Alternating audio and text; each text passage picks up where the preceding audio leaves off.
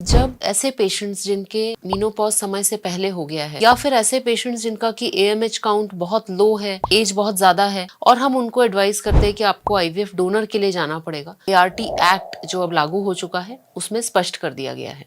Act में clearly बताया गया है कि ऐसी महिला जिसकी उम्र 23 से 35 साल के बीच में हो वो एग डोनर बन सकती है। ऐसा भी मेंशन नहीं है कि जो एग डोनर है उसके खुद के बच्चे होने चाहिए।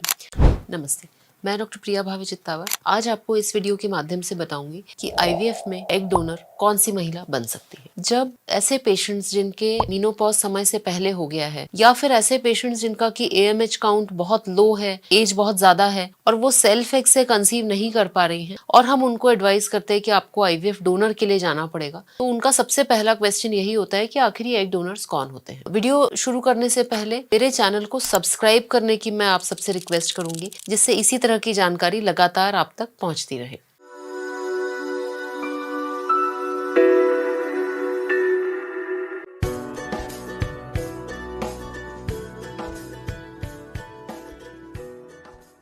एग डोनर ऐसी महिला जो अपने एग्स किसी दूसरी महिला को डोनेट करती है, जिसकी सहायता से वो दूसरी महिला जो कि संतानहीन है कंसीव हो सके। परंतु जो एग डोनर है उसका रोल केवल एग्स डोनेट करने तक ही है, उसका कोई भी लीगल हक नहीं होता है उस एग से बनने वाली संतान के ऊपर। ये भारत के अंदर एआरटी एक्ट जो अब लागू हो चुका है उसमें स्पष्ट कर दिया गया है। तो सबसे पहले इस एंजाइटी को निकाल दीजिए कि डोनर जो महिला रहेगी उसका किसी भी तरह का कोई हक होगा आपके होने वाले बच्चे पर। दूसरा, एक्ट में क्लियरली बताया गया है कि ऐसी महिला जिसकी उम्र 23 से 35 साल के बीच में हो वो एग डोनर बन सकती है। वो महिला सिंगल हो सकती है, मैरिड हो सकती है, डिवोर्स्ड हो सकती है, विडो हो सकती है। इस पर एक्ट ने कोई कमेंट नहीं किया है। ऐसा भी मेंशन नहीं है कि जो एग डोनर है उसके खुद के बच्चे होने चाहिए। डेफिनेटली क्लिनिशियंस यही प्रेफर करेंगे कि जिस महिला की फर्टिलिटी टेस्टेड हो वो एग डोनर रहे, पर लॉ ऐसा मैंडेट नहीं करता है। तीसरा और बहुत इंपॉर्टेंट क्वेश्चन, एग डोनर को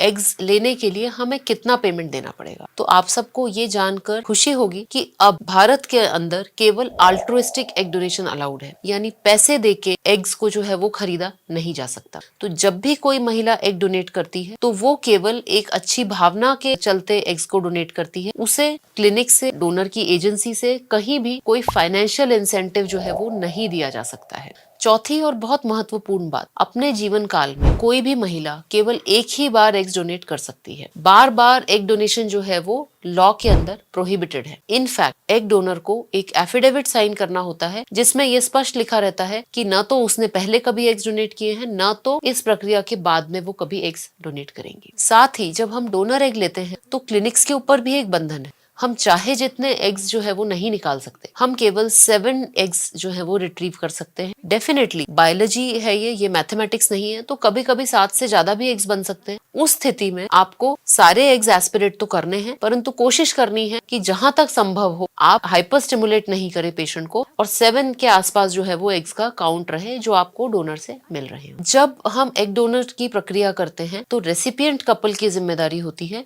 कि जो एग डोनर महिला है उसका वो हेल्थ इंश्योरेंस कराएं। ये हेल्थ इंश्योरेंस 1 साल के लिए होगा और एग डोनेशन की प्रक्रिया से संबंधित कोई भी यदि कॉम्प्लिकेशंस आते हैं तो इसमें चूंकि वो एग डोनर इंश्योर्ड है तो उसको खुद कोई भी खर्चा नहीं बेयर करना, वो कहीं भी अपना इलाज करा सकती है उस इंश्योरेंस को लेके।